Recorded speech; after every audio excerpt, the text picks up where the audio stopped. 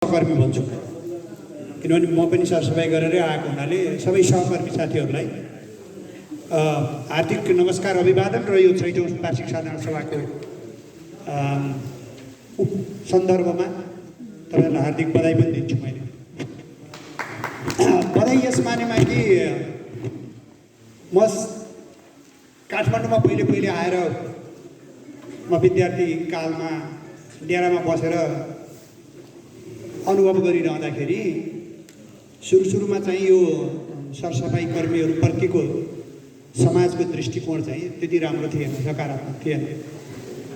तपाईँहरूलाई एउटा सम्मानित पेसाको हिसाबले चाहिँ समाजले ग्रहण गर्दैन थियो। अनि तपाईँहरूका पाटोबाट पनि अब कतिपयका कमजोरीहरू थिए। मैले तपाईँको अध्यक्षज्यूलाई मैले बेला बेला भन्ने पनि गरेको छु, तपाईँहरूको पाटोबाट यो पेसा व्यवसायमा चाहिँ अलिकति जोर जबरजस्ती, अलिकति दादागिरी, अलिकति चाहिँ अब समाजमा एक हिसाबले चाहिँ सम्मान गर्न नसक्ने खालका मान्छेहरूको चाहिँ त्यसमा बाहुल्यता, कन्ट्रोल, नियन्त्रण कतिपय ठाउँमा, त्यसले समग्रतामा तपाईँहरूप्रतिको दृष्टिकोण र समाजले बुझ्ने दृष्टिकोण र तपाईँहरूले गर्ने व्यवहारहरूको बिचमा तालमेल थिएन। तर अहिले पछिल्लो चरणमा जब सङ्घ स्थापना भयो, तपाईँहरूले त्योभन्दा पहिले धेरै सङ्घ संस्थाहरूले विभिन्न ठाउँमा काम गरिरहनु भयो। अहिले तपाईँहरू एउटा चाहिँ सम्मानित पेसामा क्षेत्रमा हुनुहुन्छ भन्ने मलाई लाग्छ। हामीले त्यसको लागि हाम्रो पनि निकै ठुलो प्रयत्न रह्यो। यो बागमती सफाइ अभियान भन्छु मैले, अब बागमती सफाइ महाअभियान। यो हामी सधैँभरि के भन्ने गऱ्यौँ भने तपाईँको घरमा फोहोर सफा गर्न आउने मान्छे फोहोरवाला होइन, फोहोरवाला हामी हौ, उनीहरू त सफाइवाला हो।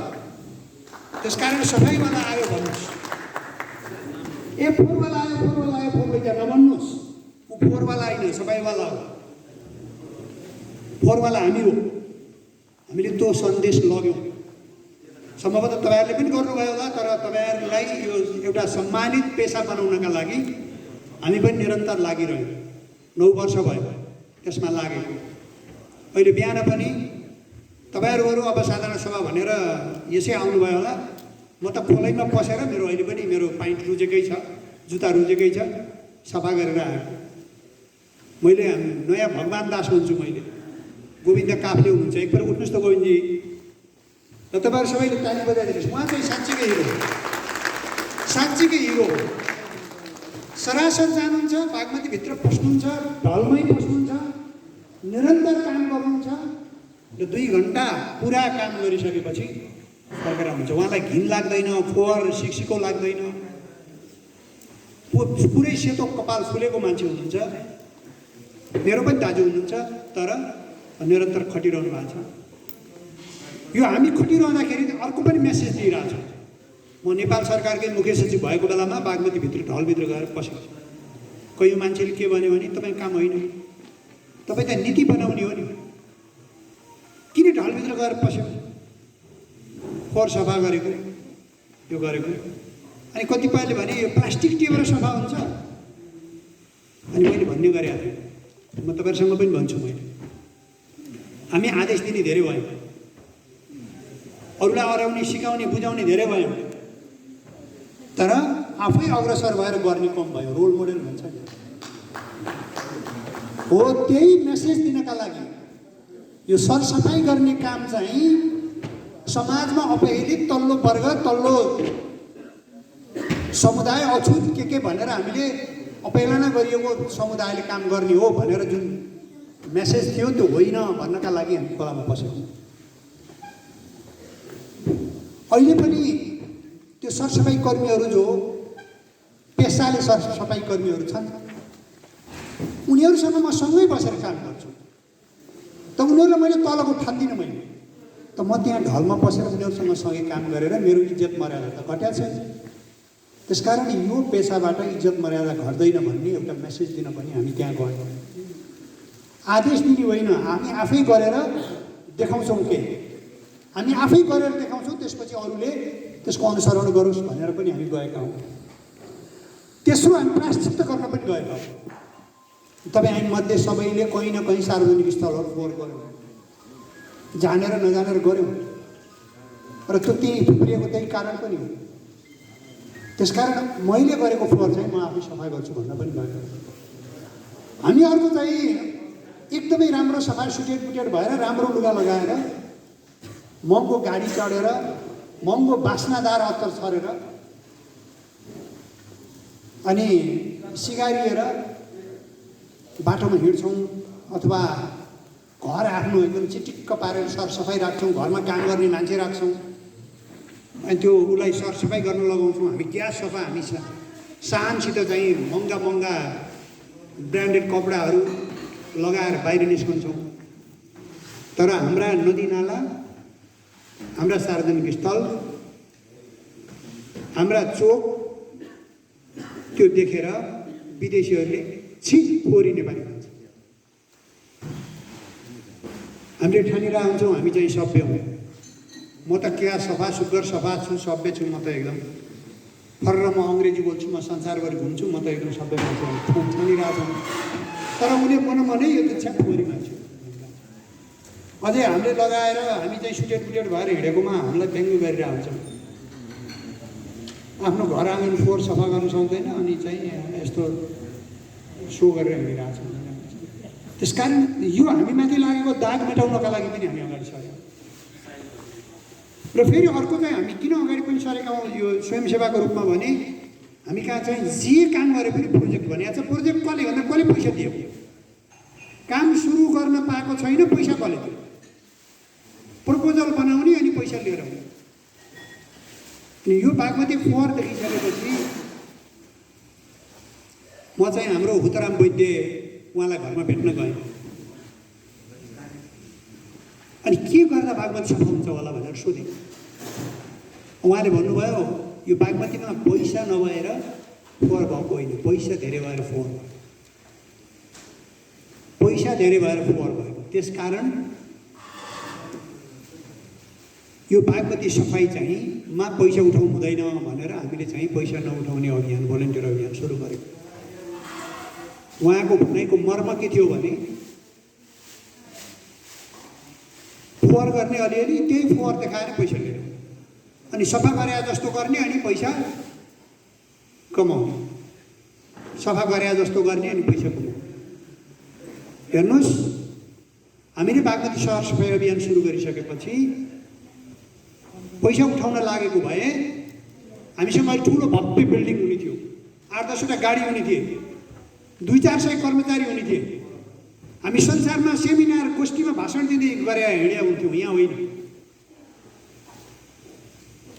हामीले 1-1.5 वर्ष 2 वर्ष जति काम गरिसकेपछि संसारभरिबाट चासो थियो कसरी पैसा दिने, पछि पैसा दिने। सरी, दूतावासका मान्छेहरूले अनि तिमीहरूलाई हामी कसरी सहयोग गर्न सक्छौँ भन्थे। शनिबारको दिन बिहान आउनुहोस् बागमतीको किनारमा, त्यही हो तपाईँले बिहान आए। थुप्रै राजदूतहरू आए आफ्ना कर्मचारीहरू लिएर, दूतावासकै सबै कर्मचारीहरू लिएर आए, उनीहरूका सञ्चालित सङ्घ संस्थाहरू लिएर आए। तर हामी पैसा लिएर, पैसा लिएको भए यो अभियान आजसम्म यसरी आइपुग्ने थिएन, अर्कै हुने थियो। यो एउटा छुट्टै एनजिओ कमाएर खाने भाँडो हुने थियो। हामी त्यो कमाएर खाने भाँडो हुन नदिनका लागि भोलिन्टियर अभियान चलाएको। म तपाईँहरूलाई पनि विशेष धन्यवाद किन दिन्छु भने तपाईँहरूको पनि यसमा संलग्नता, सहभागिता छ। तर फेरि तपाईँले हामीलाई गुम्लाको नठान्नुहोस् न, तपाईँको पनि काम हो। तपाईँ त्यही पेसामा हुनुहुन्छ, हामी भोलिन्टियर हौँ, सँगै काम गरौँ, मिलेर काम गरौँ। र तपाईँहरूका पीरमर्काहरू पनि थाहा छ मलाई, नदीको किनारमा बाटोमा सम्मै जम्मा गरिरहेको हुन्छ। धोबी खोलाको बाटो भएर हिँड्छु म, तपाईँको अनामनगरको टिक्क पारिपट्टि सधैँ ट्रक हुन्छ। नजिक आने बेलामा नाक खनेर हिँड्नुपर्छ। धोबी खोलाको बाटो हिँड्यो, ठ्याक्कै बबरमहलको पुल मुनि सधैँ फोहोर ट्रक हुन्छ। अरू ठाउँमा पनि हुन्छ, त्यस्तो थुप्रै ठाउँ होला। यो मैले देखेको कुरा गरेँ, अरू ठाउँमा पनि छ, मनहरातिर पनि त्यस्तै छ, अन्यत्र विभिन्न ठाउँमा छ। अझ आज बिहान आउँदै गर्दाखेरि गोविन्दजी र म आउँदै थियौँ। हामी नयाँ बानेश्वरबाट, आज शङ्कुमुलमा सरसफाइ गरेर हामी आउँदै थियौँ।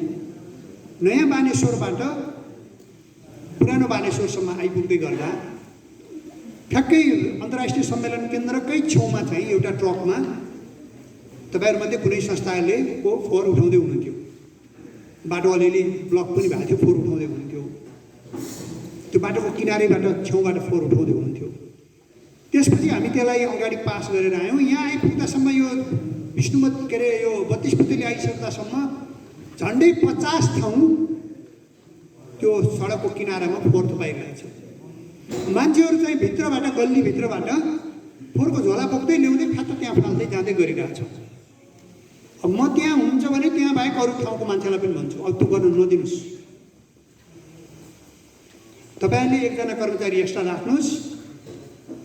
पैसा उठाउनु भएको छ, पुगेन भने थप्नुहोस्, बरु डिस्टेन्सका आधारमा लिनुहोस्। कति घर जानुपर्ने हो त्यो घरको मान्छेलाई तिम्रो फोहोर चाहिँ तिम्रो घरमै राख, हामी यति बजी उठाउन आउँछौँ भनौँ। त फेरि साहित्य जानुपर्छ नि, फेरि भनेको समयमा तपाईँहरू जानुपर्छ नि। तपाईँहरूले सेवा त राम्रोसँग दिनुपर्छ। त्यो हरिकिच्छ पारेर राख्ने 10 बजे पनि आउन सक्छ, 12 बजे पनि आउन सक्छ, भनेको ठेगान हुँदैन भन्न पाउनु।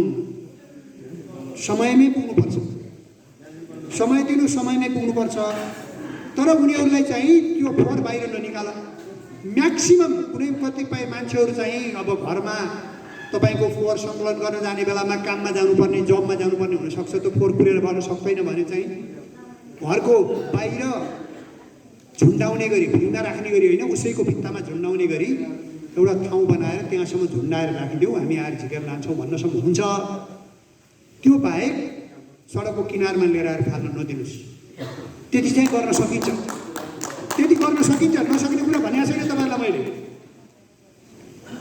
सुधार गर्दै जाने हो। त्यसरी हो तपाईँहरूले आफ्नो प्रत्यार विश्वास आर्जन गर्ने। त्यसरी हो तपाईँहरूले आफ्नो लेजिटिमेसी, तिमीहरूको वैधानिकता प्रमाणित गर्ने। त्यसरी हो तपाईँहरूले आफ्नो आवश्यकतालाई कुनै न कुनै हिसाबले चाहिँ तपाईँले प्रमाणित गर्ने। अब जोर जबरजस्ती गरेर चल्दैन। तपाईँहरू किन आवश्यक छ भन्ने कुरा चाहिँ तपाईँले प्रमाणित गरिदिनुपर्छ। र तपाईँहरू यो पटक पटक भनेर त यो पनि नभन्नुहोस् फेरि हामी चाहिँ यस्तो फोहोर फालिदिएर हामीले चाहिँ काठमाडौँ सफा गरिरहेछौँ फालिदिएर, एज इफ तपाईँले कसैलाई गुण लगाइरहनु भएको छ। होइन, यो तपाईँको पेसा हो। तपाईँले त्यसो भन्न पाउनुहुन्न, तपाईँले त्यसो भन्न पाउनुहुन्न, यो तपाईँको पेसा हो। तर तपाईँले जुन पैसा उठाइरहनु भएको छ त्यो ट्याक्सै हो, त्यसलाई फी भन्छ। सरकारले उठाएको कर भन्छ, अरूले उठायो भने फी हुन्छ। फी उठाइरहनु भएको छ। अनि तपाईँले फी उठाएर दिएको सर्भिस भएको हुनाले मान्छेले त्यो तपाईँको सर्भिस किनेको, तपाईँले सर्भिस बेचिरहनु भएको छ। अनि तपाईँको सर्भिसमा तपाईँले राम्रो सर्भिस किन दिनुपर्छ भन्दा तपाईँको सर्भिसमा मोनोपोली छ, एकाधिकार छ। किन एकाधिकार छ भने तपाईँले बाँड्नु भएको छ नि त भूगोल, त्यो भूगोलमा त अर्को मान्छे जानु पाउँदैन। तपाईँको एकाधिकार सर्भिस भएपछि तपाईँ चाहिँ मात्तिने डर हुन्छ, मात्तिन पाउनुहुन्न, तपाईँ मात्तिन पाउनुहुन्न। म जस्तो गए पनि मैले त अहिले उठाउनु भनेर भन्न पाउनुहुन्न। तपाईँले एकाधिकारको अधिकार प्रयोग गरिसकेपछि तपाईँले त्यो service the best of quality तपाईँले सर्भिस दिनै पर्छ। तपाईँहरूको आज 6औँ बाद साधारण सभामा म सबै काम बिताएर यही भन्न आएँ। र तपाईँहरूका पीर मर्काहरू समस्याहरू छन्। ध्रुवजीसँग धेरैचोटि कुरा भयो, मित्रजीसँग पनि थोरै कुरा भयो। अब तपाईँले फोहोर वर्गीकरण गर्न लगाउनै पर्छ। घसाङ घुसुङ बोकेर नहिँड्नुहोस्। बेला आयो, यही बेला हो गर्ने, लगाउनै पर्छ वर्गीकरण। वर्गीकरण नगरेको फोहोर उड्दैन भन्नुपर्छ तपाईँहरूलाई। वर्गीकरण गरेर तपाईँले दिन तोकेर वर्गीकरण गरेको फोहोर उठाउनुपर्छ। 4 नम्बर वडाबाट सुरु गरेको, 4 नम्बर वडामा ठिकै भएको छ भन्नुभएको छ, मेरै टोलबाट सुरु गरेको। अन्यत्र पनि तपाईँहरूले अब वर्गीकरण गर्नै पर्छ। फोहोरको वैज्ञानिक व्यवस्थापन गर्नै पर्छ। तपाईँलाई ट्रान्सफर सेन्टर छैन, वर्गीकरणको लागि सेग्रिगेसन सेन्टर छैन, हामीलाई जमिन चाहियो भनिरहनु भएको छ। एक दुई पटक काठमाडौँको मेयर साहबसँग कुरा गर्न पनि गएँ म, तर उहाँले के भन्नुभयो थाहा छ? यो मैले आएर गरिदिएको र त्यस्तोलाई भोट नदिनुहोस् है, जसको जिम्मेवारी त्यही हो। म पार्टीको कुरा गरिरहेको छैन, पार्टीको कुरा गरिरहेको छैन।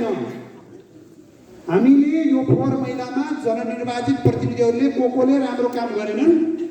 अब आउने चुनावमा त्यसको घरमा दैनिक फोहोरका पोकाहरू पुगेर जान्छौँ, छोड्दैन, छोड्नेवाला छैन। हामीले 9 वर्षसम्म गरेको भोलिन्टियरिजमको साँच्चीकै तागत हामीले देखाउँछौँ, आउने चुनावमा देखाइदिन्छौँ। यति गैर जिम्मेवार ढङ्गले प्रस्तुत हुनुभएको छ कतिपय जनप्रतिनिधिहरू, नालायकहरू भन्छु म उहाँहरूलाई, ढङ्गले प्रस्तुत हुनुभएको छ, त्यसको मूल्य उहाँहरू चुकाउनुपर्छ। त्यसको मूल्य चुकाउनुपर्छ। छोड्नेवाला छैन, छोड्नेवाला छैन उहाँ। तपाईँहरूले पनि ज्यादती गर्नुभयो भने तपाईँलाई छोड्दैन भइहाल्छ।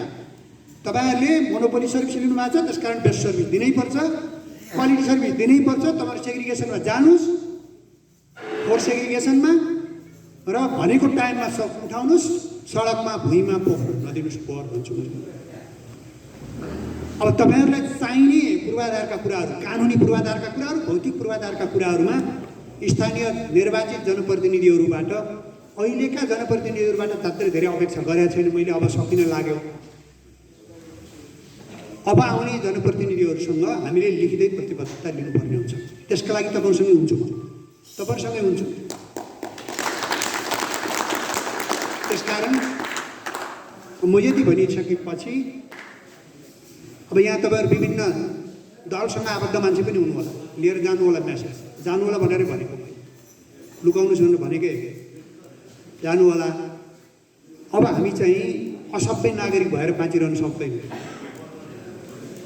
फोहोरको असल सडकभरि फ्याँकेर एकदम बिजोग देखाएर हामी सभ्य नागरिक भएर हामी चाहिँ भनाउँदा भएर हामी छुटेट भएर हिँड्न सक्दैनौँ।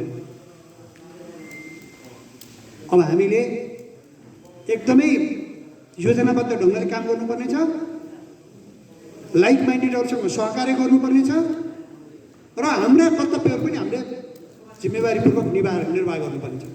जबसम्म हामीले हाम्रो कर्तव्यमा खरो साबित हुन्नौँ, तबसम्म हामीले हाम्रो अधिकार प्रयोग गर्नका लागि दबाब दिने हाम्रो क्षमता पनि भित्ते हुन्छ। हामीले हाम्रो कर्तव्य राम्रोसँग गरेपछि अधिकार खोज्नका लागि हामीसँग बलियो आधार तयार हुन्छ, शक्ति तयार हुन्छ, शक्ति आउँछ।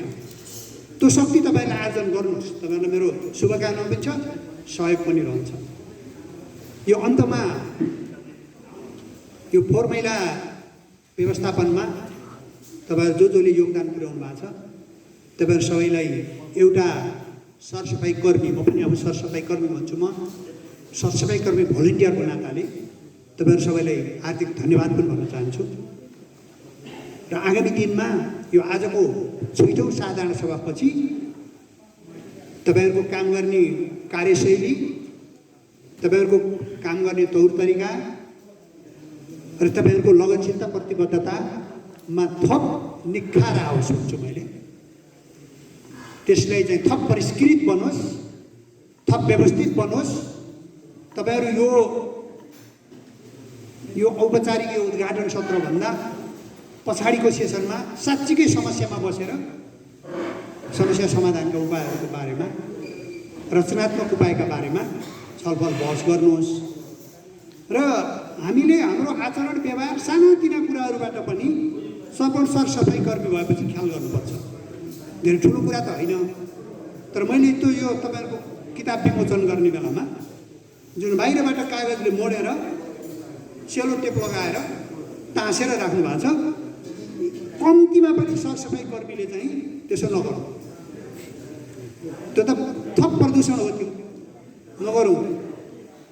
प्याकिङै गर्ने हो भने पनि बायोडिग्रेडेबल प्रोडक्टले प्याकिङ गरौँ। अनि टेपले नटासौँ, खोल्नु पनि झन्झट हुन्छ। त्यो आवश्यक छैन, त्यो कुनै आवश्यकता छैन। र यहाँ प्रयोग गर्ने सामग्रीहरू पनि सकेसम्म बायोडिग्रेडेबल, जस्तो तपाईँले यो झुन्डाइरहनु भएको छ, यो बन्द गरिदिनु चाहिँदैन। त्यहाँ प्लास्टिक लेमिनेटेड छ, यो कहिले कुहिँदैन, खुवाइँदैन, बिग्रिँदैन, परै भयो। अब अझै कुहिँकै त यस्तो लगाउँछ, नलगाउनुहोस् भने त्यो नकुहिने खादा नलगाउनुहोस् भनेपछि तपाईँले यस्तो ल्याएर आउनु भएको छ। यो त कमसेकम प्रयोग हुन्छ, जसको पुनर्प्रयोग हुँदैन, जो यहाँ बन्दैन, जो कुहिँदैन, त्यस्तो सामग्रीहरू चाहिँ कम्तीमा तपाईँ हामीले यस्ता समारोह गर्दाखेरि प्रयोग नगर्ने, वातावरण मैत्री कार्यक्रमहरू गर्ने हामी त देखाउनु पर्यो त नमुना। हामी त्यही क्षेत्रमा लागेको मान्छेले हामीले नमुना देखाएनौँ भने कसले देखाउँछ? र अन्तमा फोहोर गर्नेलाई आफूले सार्वजनिक स्थल, सामाजिक स्थानहरू, नदीनाला सम्पदाहरू तपाईँ हामीले फोहोर नगरौँ र फोहोर गरेको पनि नसहौँ। आफूले फोहोर नगरेर मात्रै पुग्दैन, अरूले गरेकोलाई सहनु पनि हुँदैन। सहनु पनि आधा आधी अपराधै हो। यति भनेर तपाईँहरूको यो आजको साधारण सभा र यसपछि तपाईँहरूको हुने छलफल चाहिँ रचनात्मक र उपयोगी हुन सकोस्, सफलतापूर्वक निर्विघ्नपूर्वक सम्पन्न होस्।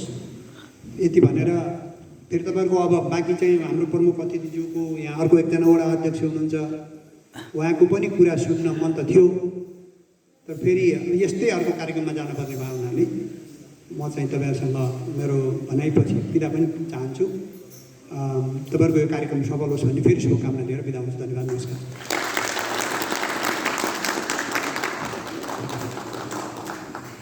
हाम्रो देशका लागि एकदमै महत्त्वपूर्ण व्यक्तित्व मुख्य सचिव हुनुभयो, चीनको राजदूत हुनुभयो। त्यो सफाई अभियानमा उहाँलाई हिँड्न, मान्छेलाई चिन्न जरुरी थिएन। तर हरेक शनिबार बिहान बागमती सफाई अभियानमा नगइकन सायद बिलामणी सरले खाना खानुहुन्न। त्यति मात्रै होइन, सफाई अभियान भनेपछि उहाँ हिँडिहाल्नुहुन्छ। देशभरिका अभियानमा पुग्नुभएको छ। यस्तो व्यक्तित्व हामीले यहाँ पायौँ, हामी अत्यन्तै गौरवान्वित छौँ। सरलाई हामी एकदम हृदयदेखि उहाँलाई हामी हार्दिक आभार प्रकट गर्दछौँ। उहाँको हौसला, प्रेरणा र उहाँको यो जागरणले हामीलाई पनि थप ऊर्जा मिलेको छ र आदरणीय व्यक्तित्वले दिनुभएको सुझावलाई हामी अनुसरण गर्ने प्रतिबद्धता पनि व्यक्त गर्दै सर बिदा हुनुभएको छ। र गोविन्द काफ्ले सरलाई यसमा आइदिनु हुन म अनुरोध गर्दछु। अघि पनि मैले नाम लिएको थिएँ।